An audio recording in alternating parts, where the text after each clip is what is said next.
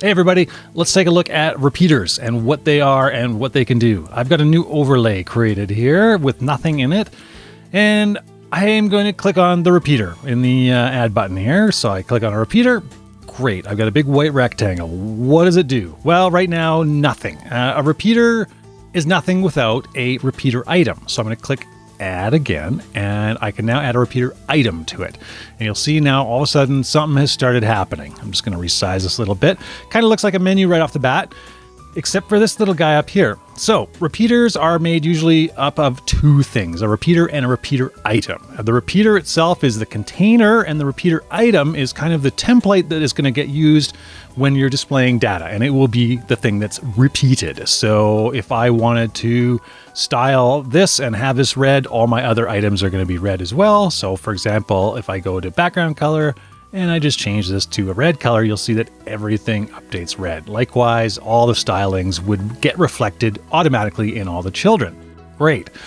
The repeater itself, you can also, of course, style it. So we could add some rounded corners to make it a little fancier looking, and add some padding so all these menu items aren't just all crammed in there on the side. Okay, right? And now we have this little scrollable menu that just says item.txt.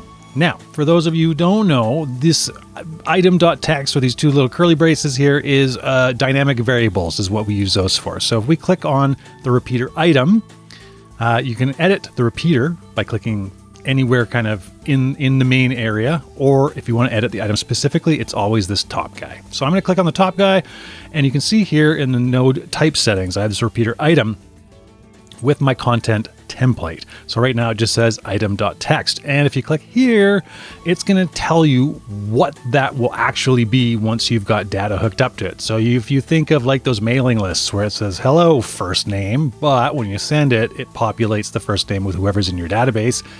Exactly the same principle. Basically, we'll replace it with any of the data that you've got sent to the overlay repeater. So right now I've got item.txt. So if I go and I change this to click item.txt and then preview it, you'll see now that it is just kind of substitute all that in. Okay, makes sense? Great. Let's move on and let's delete this. Why? Why, Tim? Why would you delete that? Well, because we're going to go to add again, and we're going to click this vertical data menu, which is oh so much nicer. So we put in some work to automate a lot of the styling so you don't have to. You can implement something like this and then just kind of change the style as you need. So we've set up some borders and spacing and stuff for you to make things look a little prettier so you don't have to always design it from scratch. And there's also a horizontal one too if you want to get real tricky. For now though, we're just going to leave it at this. And I'm going to go into my groups, and I'm going to say, you know what? I need every snap in this group to use my new repeater overlay. Great.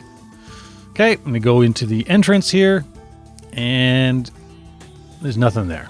Overlays require a data source. They need to know what to display, right? So what we're going to do is going to go back in here, and overlays, if I double click to get my settings up for the repeater, it says add a data source via actions to configure what data the repeater displays. So if I go into actions here, there's a new action called set repeater source. Actions, if you remember, can be set by almost anything. You can have a hotspot that clicks and sets an action, or when your snap loads, you can have an action, or when you click an overlay node, you can fire off an action. So you can change repeater sources and manipulate them via actions, which makes for some real powerful stuff, which we will get into. For now, I'm just going to set the repeater source to something that we're all familiar with. On the snap load, I want my vertical menu, which is what this is named as by default. I want to display all the snaps in the group. Great. So now if I go here, one other thing I'm going to do is, you see this expandable?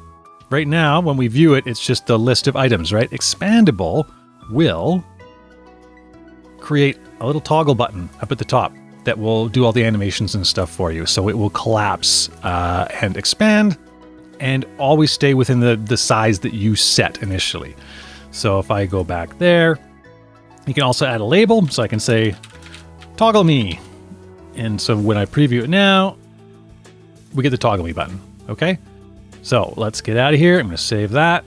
And I'm going to go to the entrance again in here. And magically, you can see that everything has been populated already because we had that set to snap load that, set that data source. So now I can click on all these and I'll be able to navigate around my entire group of snaps just by clicking these things. And that is the fundamental of a repeater. Okay, so let's go back to our overlay. And I'm going to go here and I'm going to change this to now show hotspots. And another option appears, well, when someone clicks it in the repeater, do you want it to click the hotspot or do you want it to move the camera and focus on the hotspot? For now, I'm just going to do focus. Save this, go back to my group again, and go back to the entrance.